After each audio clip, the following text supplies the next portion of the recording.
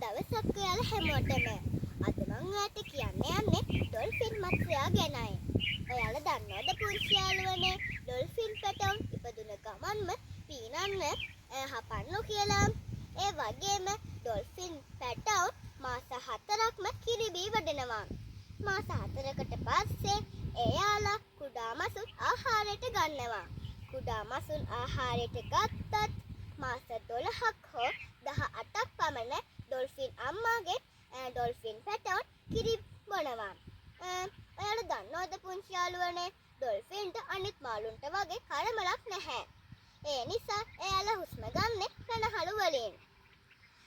ඔයාලා දන්නවද පුංචි යාළුවනේ ඒ පෙනහළු වලට වාතය රැගෙන යන්නේ ඉස මත තිබෙන කුඩා විවරයකින්. වරින් වර ජලය මතු පිටට ඇවිත් පෙනහළු වලට වාතය පුරව ගන්නවා. පුංචි යාළුවනේ ඔයාලා දන්නවද ඩොල්ෆින්ලා හරි අපූර්වට නිදා ගන්න හැටි?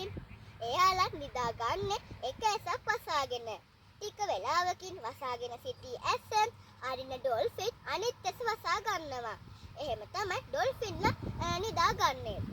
ඔයාලා දන්නවද පුංචි යාළුවනේ මිනිසාගේ මොළයට වඩා විශාල මොළයක් ඩොල්ෆින්ට තිබෙනවා. ඒ වගේම ඩොල්ෆින්ලා මිනිස් අපිව ඇසුරු කරන්නත් ගොඩාක් කැමතියි. ඒ වගේම මිනිසුන්ගේ ක්‍රියාවන් අනුකරණය කරන්න එයාලා ගොඩාක් කැමතියි. ඒ වගේම පුංචි යාළුවනේ ආර්ක්ටික් සාගරයේත් ඇන්ටාර්ක්ටික් සාගරයේත් හැර මහසයුරේ පුරාම එයාලා ජීවත් වෙනවා. පුංචි යාළුවනේ මිනිසා විසින් කර්මාන්ත ශාලාවල රසායනික අපද්‍රව්‍ය ගලාගෙන යෑමට සැලැස්වීම නිසා හා වනාන්තර එලිපෙහෙලි කිරීමද ඩොල්ෆින්ලගේ මරණය සිදු කරන ප්‍රධාන සාධක වෙනවා.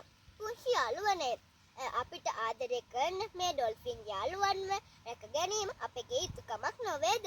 එහෙනම් පුංචි යාළුවනේ මම තවත් දවසක මේ වගේ ගොඩාක් ලස්සන වීඩියෝ එකක් අරගෙන එන්නම්.